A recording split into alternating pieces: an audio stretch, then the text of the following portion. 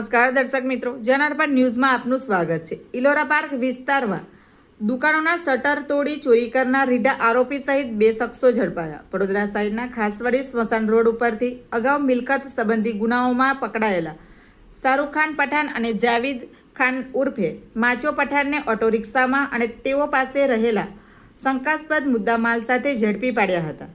તેમની પાસે રહેલા મુદ્દામાલ અંગે તપાસ કરતા થોડા દિવસો પહેલા ઇલોરા પાર્ક શાક માર્કેટ પાછળ જઈ એક બંધ દુકાનનું શટર તોડી તેમાંથી ચોરી કરી હોવાની કબૂલાત કરી હતી અને મુદ્દામાલ વેચવા માટે નીકળ્યા હતા। બનાવના પગલે ક્રાઇમ બ્રાન્ચે બંને ઇસમોની અટકાયત કરી વધુ કાર્યવાહી માટે ગોરવા પોલીસ મથકને હવાલે કરવામાં આવ્યા હતા।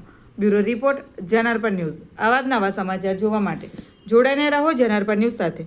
અમારી ચેનલને લાઇક કરો, શેર કરો, સબસ્ક્રાઇબ કરો। ધન્યવાદ।